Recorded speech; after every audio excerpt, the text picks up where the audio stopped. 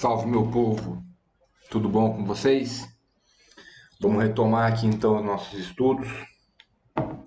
Está começando aí o segundo bimestre. Primeira semana de segundo bimestre, nós não tivemos aula no centro de mídias, né?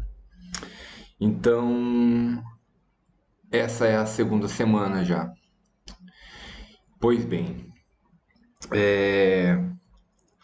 vamos retomar então algumas ideias que foram discutidas no primeiro bimestre, que, na minha opinião, é ponto fundamental para a gente avançar, porque o processo de desnaturalização do olhar é o que nos permite, digamos, pensar a ignorância, pensar o preconceito, pensar a superstição, pensarmos uma série de linguagens que de alguma forma tendem mais a produzir impactos negativos do que positivos em nossa espécie. A desnaturalização do olhar, lembrem, desnaturalização, uma ação de desnaturalizar alguma coisa. Então, nós temos um olhar naturalizado quando nós não observamos que o ser humano é resultado de um processo histórico. Quando eu digo sempre foi assim, é assim mesmo, passa a ideia de que as coisas não mudam. E se nós olharmos para a nossa espécie, cada momento histórico descreve uma forma de pensar a nossa espécie. Cada momento histórico, eu estou me remetendo à divisão clássica dos historiadores: pré-história, antiguidade, Idade Média, Renascimento, Iluminismo e contemporaneidade ali com a Revolução Francesa e a Revolução Industrial, promovendo uma grande transformação no modo de produção e de existência dos seres humanos na Terra. Pois bem, em cada fatia da nossa história, nós podemos observar que os contextos são diferentes, eles produzem impactos diferentes no ser humano. Então, quando a gente falava da desnaturalização do olhar, nós chamávamos a atenção à ideia do senso comum. A ideia do senso comum é a ideia de um conhecimento que é produzido através da própria experiência do sujeito. Ele não tem um rigor científico. Quando eu chamo a atenção à ideia de rigor científico, é porque ele não possui um método que a sua própria elaboração ela leva em conta a verificação, ou seja, testes que regularizem a própria estrutura da construção dessas narrativas sobre o mundo no qual nós vivemos. Então, esse método que a gente estuda muito no campo da epistemologia, onde a gente vai estudar fundamentalmente lógica. A lógica é uma estrutura de pensamento que permite não só a reprodutibilidade, pode permitir a reprodutibilidade do experimento, como também se questionar sobre os dados que estão sendo produzidos por determinado método científico. Então perceba que se eu sou uma pessoa, vamos supor um pensamento de senso comum, eu sou uma pessoa que comeu, sei lá, fígado com leite e passei mal. Então, no senso comum, ele tende a generalizar com mais facilidade um dado que é isolado. Aí eu posso passar a reproduzir a seguinte afirmação, de que você comer fígado com leite pode causar um desconforto estomacal. Essa ideia ela não tem tanto rigor. Perfeito? É igual o caso da cloroquina, a galera doida aí passando por cima de estudos científicos, de pessoas que dedicam a vida ao estudo da química, da física, da bioquímica, enfim. Que aí você pega essa galera doida, perfeito, que passa a atribuir maior valor de veracidade, de confirmação, não a um método, mas sim à opinião. Então perceba que, vamos dar um exemplo, o próprio preconceito. É, teve um momento, né? Teve um momento. A partir do século XV, as grandes navegações, pá, os caras estão invadindo novas terras, eles se põem como superiores, eles se põem como eles tendo um Deus que salva, eles se põem como tendo sangue puro, eles se põem como tendo um modelo de Estado, eles se põem como aqueles que são civilizados. E mais do que isso, dentro dessa estrutura narrativa, dessa estrutura linguística, o Deus deles os escolheu para salvarem o mundo. Vejam que não é uma tarefa das menores, só poderiam ser os eleitos, brancos, europeus, e o resto do mundo seriam selvagens, seriam homens brutos, impuros. E nessa linha argumentativa, os negros seriam aqueles que deveriam ser escravizados, porque irrecuperáveis diante dos padrões europeus. Então, não eram vistos como seres humanos.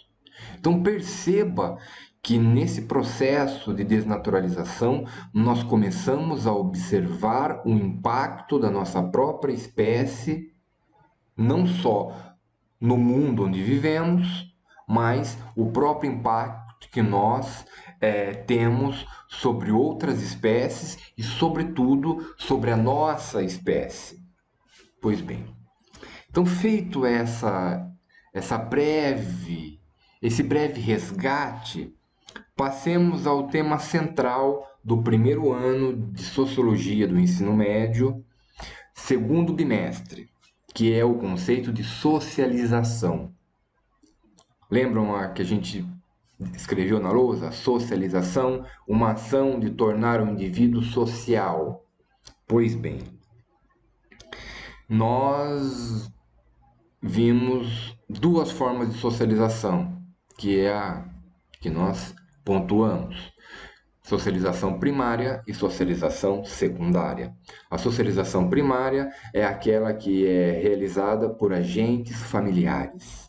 É o momento no qual aquela criança recém-nascida vai ser acolhida, porque principalmente porque é uma criança dependente, sozinho ela não sobreviveria, é uma criança que se põe então numa relação de heteronormatividade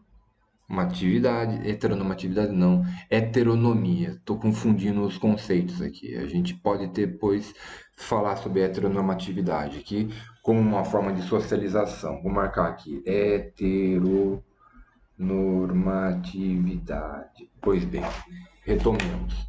A socialização primária é aquela que é feita pelos agentes familiares. Digamos que a minha família, vamos tomar como exemplo a minha família, pai, mãe e a minha avó.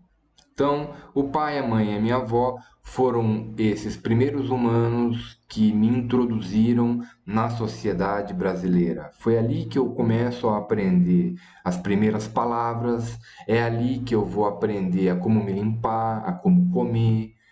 Então, a socialização primária, ela está diretamente relacionada com a internalização das regras e normas do grupo familiar. Esse grupo familiar, enquanto agente socializador, são agentes de transmissão da cultura.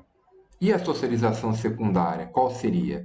A socialização secundária seria todas as formas em que esse indivíduo vai internalizar cultura, vai internalizar linguagem, vai internalizar conhecimento, vai internalizar regras de como conversar com um adulto, com uma criança, como deve se vestir para ir num casamento, num funeral, como vai se vestir para ir numa balada. Então perceba, essa construção desse sujeito, ela se dá de forma em que esse sujeito ele vai se identificando com alguns elementos da cultura. Essa é a única forma? Não, ele pode imitar alguns elementos dessa cultura. Perfeito? Então, imitação, identificação faz com que esse indivíduo vá assimilando para a construção do que ele é, do sujeito que ele está se construindo, da unidade do seu eu. Perfeito? Esse eu, a unidade do eu. O eu tem várias clivagens. O eu ele é o resultado de todos os contatos que nós fazemos ao longo da nossa vida, de todas as vivências benéficas ou traumáticas. Não quero que vocês pensem que eu estou tentando, que eu vou explicar o ser humano e vou tomar ele tão simplesmente assim como uma tábula rasa, uma folha em branco. Mas nesse momento eu quero que vocês imaginem, vamos chamar Locke para a gente trabalhar essa construção dessa mente como uma folha em branco, só para ficar ilustrativo, porque a explicação da nossa mente é muito mais complexa do que isso. Mas se vocês tomarem a mente humana como uma folha em branco, e todo o contato dessa folha durante a vida, ela vai receber inúmeras marcas, e essas marcas vai garantir ou não a construção da diferença. Não é garantir, ela permite. Ela permite que esse ser humano ele vá se construindo. Sempre foi assim? Não, não. A nossa sociedade hoje ela dá mais liberdade para esse processo de construção. Imagine um grego, os seus 7 anos de idade ali, vai dizer: não, eu não vou participar da formação militar. Não, não tinha cabimento. Essa noção de individualidade em sociedades antigas, clássicas, não existia. Existia a ideia do grupo. Eu me recordo agora que entre os gregos você não tem a ideia de que eu sou o pai de um determinado filho. Não. Todo o grupo é responsável pelaquela criança. A ideia de grupo, a ideia de coletivo, ela é maior do que a ideia de indivíduo. Na própria Idade Média, a ideia de indivíduo é muito fraca. Ela quase que não se expressa, podemos dizer assim. Pois bem, lembremos que essas sociedades antigas, então, não há muita mobilidade social. Lembram desse detalhe? Você tem grupos. Nos indianos, castas. Na Idade Média, estamentos. Entre os gregos, somente quem podia exercer a política era o cidadão grego. Mulheres não podiam, escravos não podiam, mulheres não podiam. Então perceba que vai ter toda uma estrutura dessa sociedade onde existem representantes. Então reparem que essa criança que nasce, ela sempre nasce em um momento em que já existe um funcionamento dessa sociedade, já existem regras. Então essa criança na socialização primária começa a internalizar essas regras. Essas regras nunca param de ser internalizadas. O processo de socialização, repito, dura durante toda a vida. E quais serão os agentes da socialização secundária? Serão todos aqueles que não são os familiares.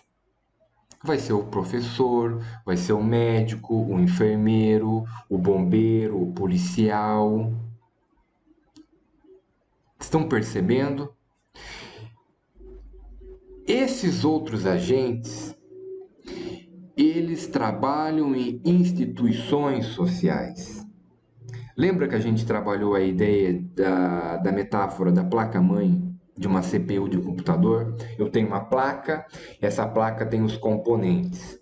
Essa placa, para rodar um sistema, um software, para rodar um pensamento, ela precisa ter os elementos, os componentes.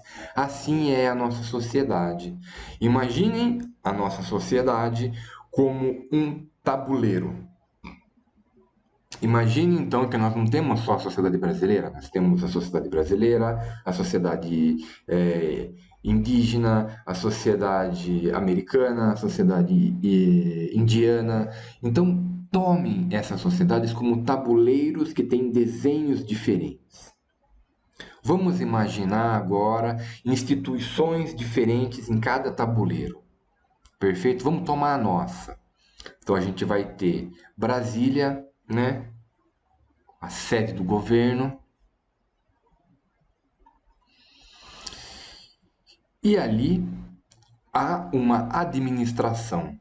Você vai ter então toda uma divisão ali. Você vai ter os governadores, vocês vão ter os senadores, vocês vão ter o presidente, vocês vão ter a galera do jurídico. Então, cada um desses grupos, eles assumem funções na nossa sociedade.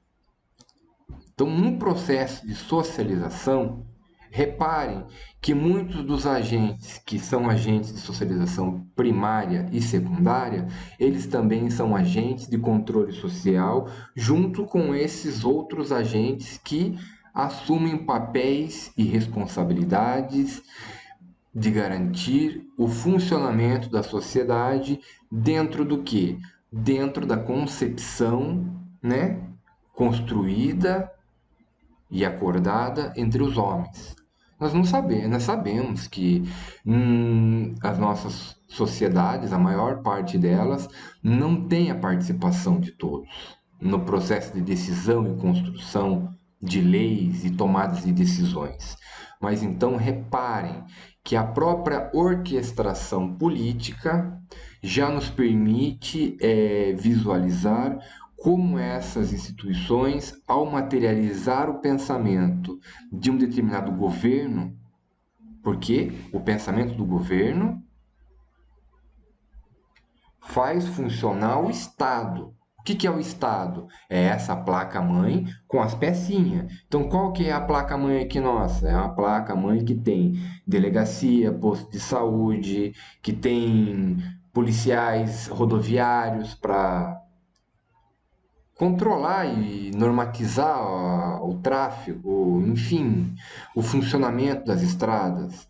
Você vai ter um hospital público que vai ter um administrador, enfim, cada um cumprindo o seu papel perfeito para o funcionamento dessa sociedade.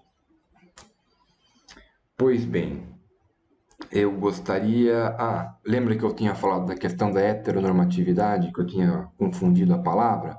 Então vamos pensar a questão da heteronormatividade dentro da socialização de um comportamento machista.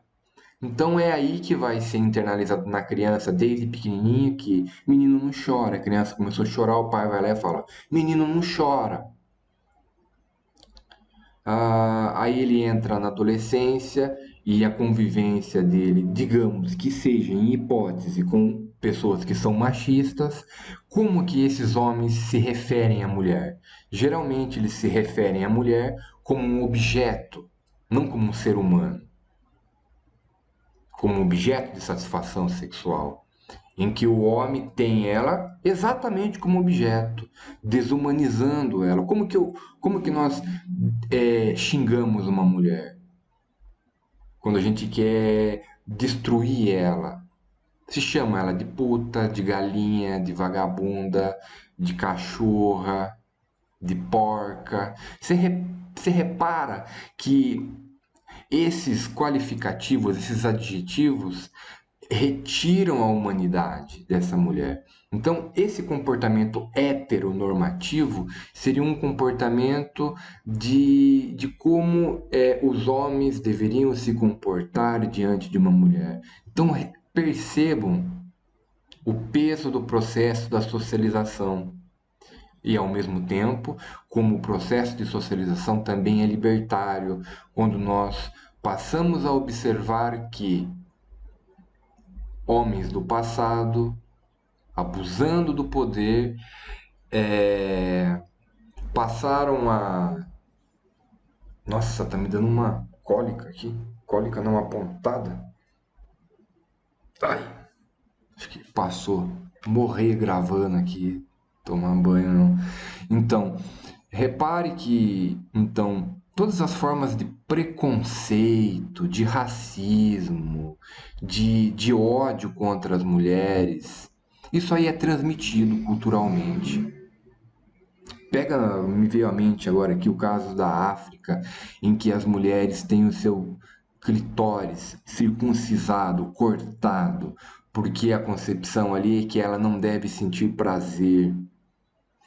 Pega o caso das mulheres árabes lá, que os caras dizem que se ela mostrar o corpo vai deixar o cara excitado, enfim. Você percebe uma lógica machista muito grande aí quando você joga no outro a culpa. Não, a culpa é dela, ela foi estuprada porque ela tá querendo mostrar o corpo.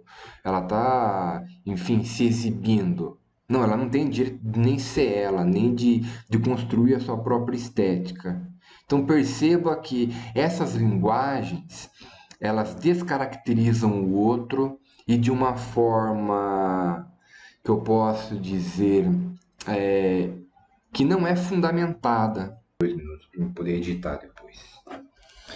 Estava desenvolvendo aqui a ideia com vocês do preconceito dentro do processo de socialização. Repare que os estudos genéticos, eles trazem informações para a gente agora do ponto de vista genético que mostrem que o fato de uma pessoa ser branca e negra ou asiática, a diferença genética é mínima. Então, o que fica comprovado é que as teses científicas construídas pelos europeus para descredenciarem a humanidade dos negros, ela cai por terra cientificamente. Mas o preconceito continua. A gente vê estampado nos jornais, inclusive nesse momento histórico em que a polícia tem matado muitos negros. Dia a dia a gente vê adolescentes, crianças sendo mortas na mão da polícia. A gente viu recentemente o caso de racismo nos Estados Unidos. Então, o que fica para a gente é que o processo de socialização ele permite a transmissão dessa forma de entender a vida, de qualificar o corpo do outro, enfim, de como agir. Então, eu gostaria de chamar a atenção de vocês, já num já fechando o nosso encontro, de que nós pensemos o contexto como linguagem. Lembrem-se que nós desenvolvemos a ideia de que o ser humano tem 2 naturezas. A primeira, ele é biológico, assim como todos os outros animais, ele possui um corpo que é composto por elementos químicos. Perfeito? Esse corpo possui uma materialidade, assim como rochas, pedras, nuvem, água. Perfeito? Então, nós pertencemos a 2 naturezas. A primeira natureza, a gente é, a um nível biológico, natural, natureza. E no segundo, a gente é cultura. Perfeito? E cultura em que sentido? Cultura enquanto materialização de linguagem, materialização de pensamento, transformação da natureza. Tudo isso permitido por meio de uma capacidade que nos torna humanos, que é a capacidade que nós temos de realizar trabalho. Tá bom? Pois bem, se nós olharmos agora como se fosse um flashback assim para a história da nossa espécie, a gente vai ver um universo de coloridos, de sabores, de ritmos.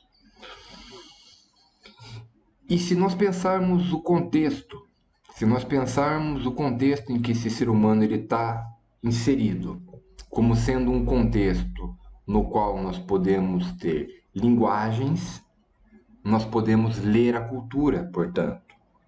Então, nós podemos imaginar hipoteticamente um ser humano que ele vai ter contato com linguagens das esculturas, do teatro, do artesanato, vai ter contato com linguagens do cinema, da televisão, vai ter contato com diversos ritmos musicais, com diversas escolas de pintores, com diversas formas, com diversas psicologias, gestalt, comportamental, fenomenologia, vai ter contato com a psicanálise. Então você perceba que esse ser humano, em contato com essas linguagens, ele vai reverberar diferente.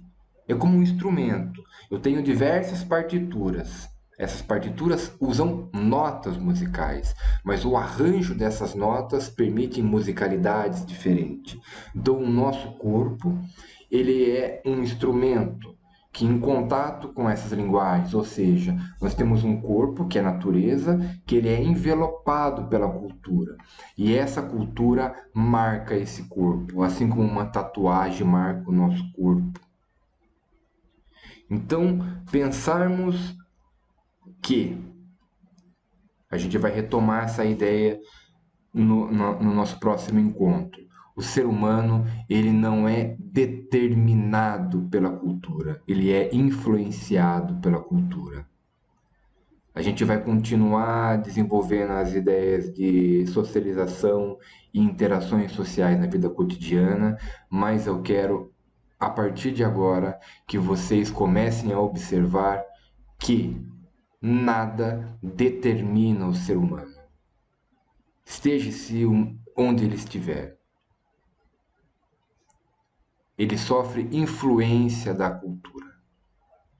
E a gente vai discutir isso no nosso próximo encontro. Eu espero que vocês tenham entendido a importância da desnaturalização do olhar, tá? Para que a gente possa não ser vítima fácil da presa da ignorância, do ódio, do preconceito. E, a partir da socialização, que nós passemos a tomar atenção de como que se dá a construção de nós enquanto sujeitos, como que se dá a construção do meu olhar diante da realidade. Vocês vão perceber que a partir do momento que vocês forem adquirindo leituras e aprendendo, ou melhor dizendo, desnaturalizando, descristalizando esse olhar, que ele tem uma perspectiva, no primeiro momento, de olhar fixamente para as coisas. Em que sentido? Esse olho tem uma lupa. Se essa lupa é do preconceito, ele só vê preconceito, ele só materializa preconceito, porque é essa a linguagem que ele internalizou, é essa a linguagem que ele entende. A desnaturalização, a descristalização do olhar vai permitir com que a gente construa novas lentes para colocar e permitir uma nova leitura do real. Perfeito? Nos vemos no próximo encontro.